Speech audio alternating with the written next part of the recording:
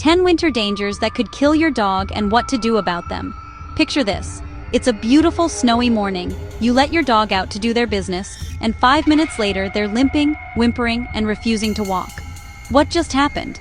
Winter might look like a magical wonderland, but for our four-legged friends, it's actually a minefield of hidden dangers. And I'm not just talking about the cold, though we'll definitely get to that. Today, I'm breaking down the 10 biggest winter threats to your dog's safety, and more importantly, exactly how to protect them. Some of these might surprise you.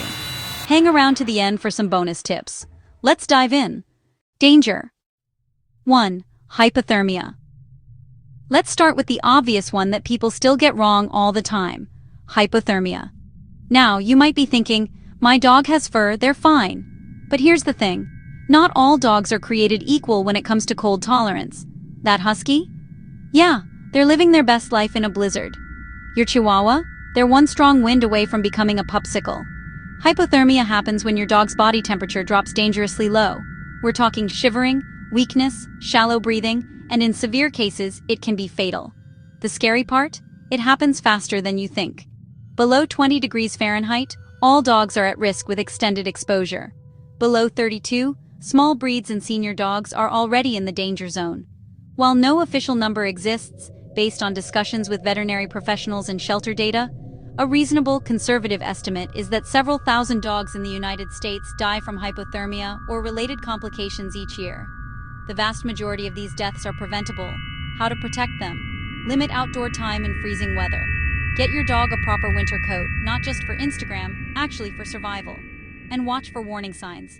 If your dog is shivering, lifting their paws repeatedly, or trying to turn back home, that's their way of saying, I'm done, human. Danger. Number 2. Frostbite. Right alongside hypothermia comes frostbite, and this one's particularly sneaky because you might not even notice it right away. Frostbite hits the extremities first: ear tips, paw pads, and tails. The affected areas might look pale or feel cold to the touch. But here's the cruel part. The real damage might not show up for several days. I once knew someone whose dog got frostbite on their paw pads, and they didn't realize it until the skin started peeling off days later. Not fun. How to protect them? Same rules as hypothermia.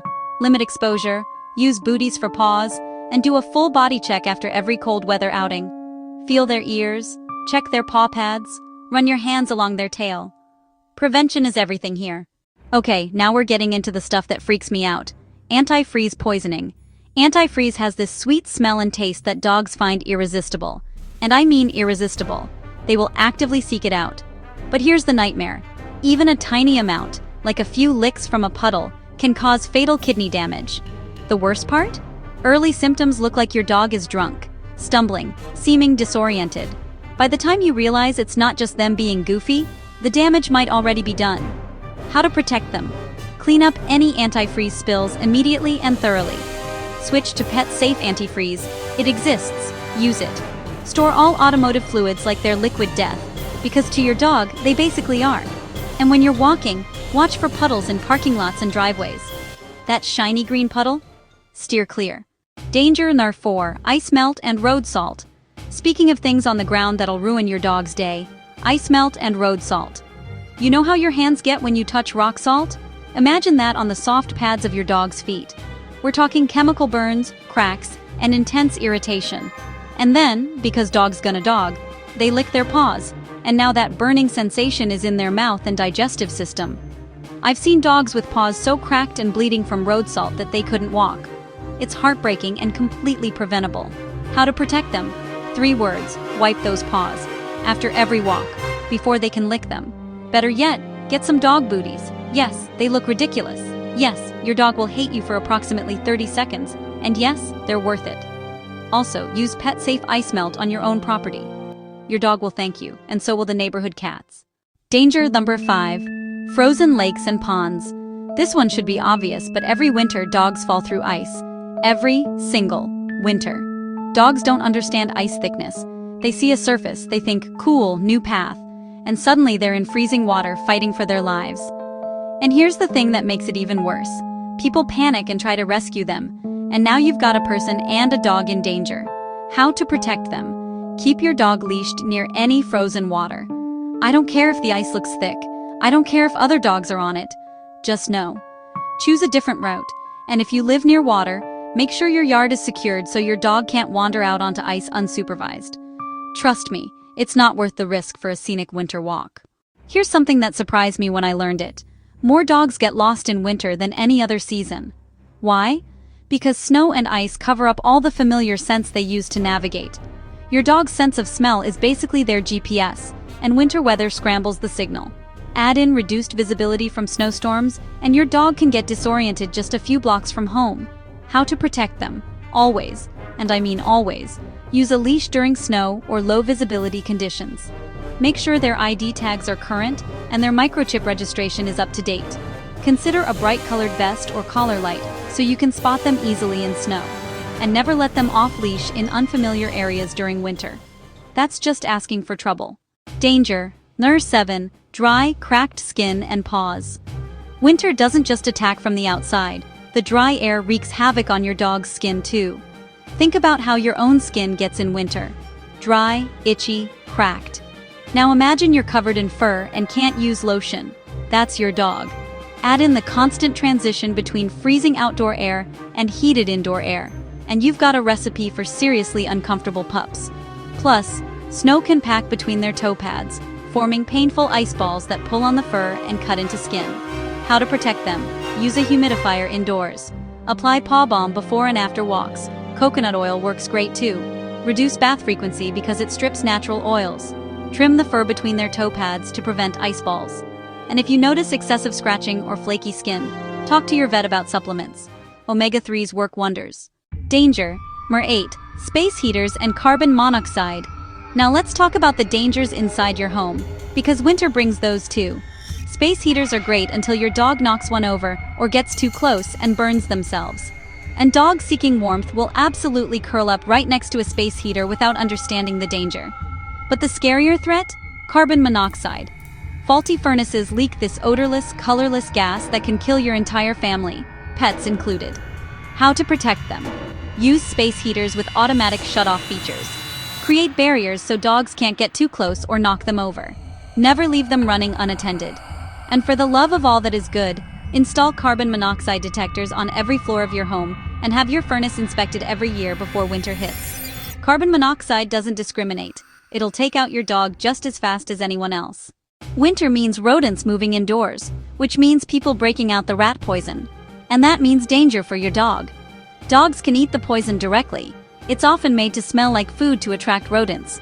Or they can eat a poisoned rodent and get secondary poisoning. Different types cause different nightmares: uncontrolled bleeding, brain swelling, kidney failure. All of them are emergencies. The American Veterinary Medical Association states that over 100,000 dogs fall victim to accidental poisoning and are treated by the ASPCA Animal Poison Control Center annually. How to protect them? Use traps instead of poison whenever possible.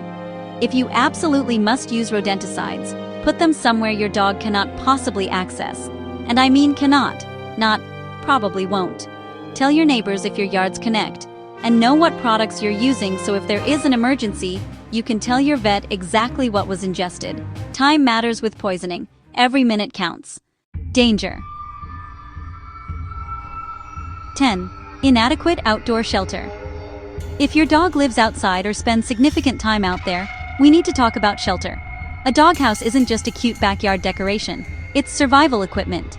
It needs to be insulated, elevated off the ground, just big enough for your dog to stand and turn around, with a door flap and facing away from prevailing winds.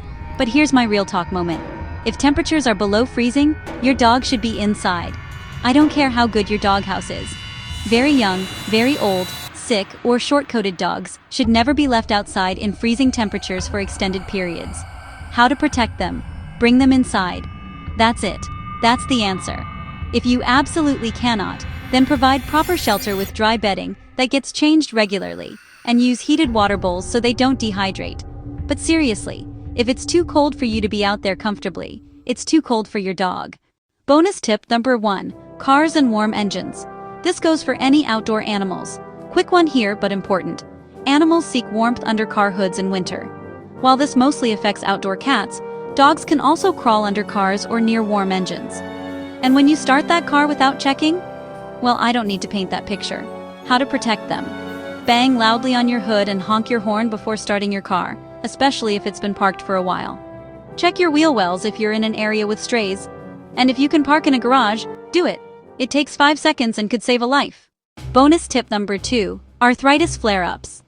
If you've got a senior dog or one with joint issues, winter is about to become their least favorite season.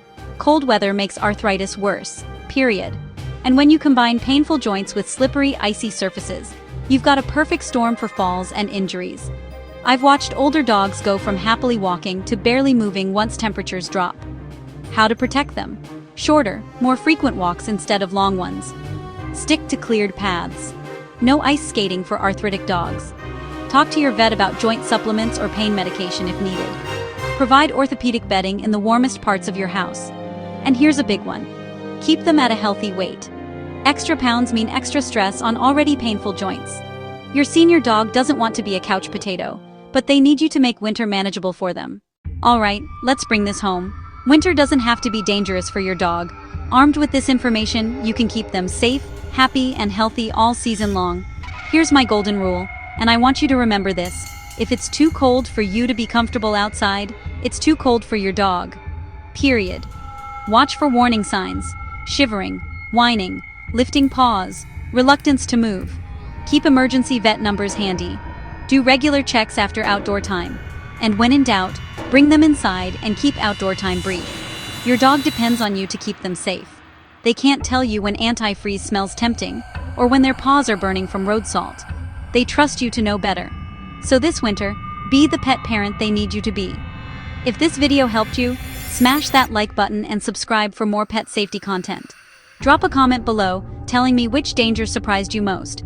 I do read every single one. Stay warm out there and give your pup some extra cuddles from me.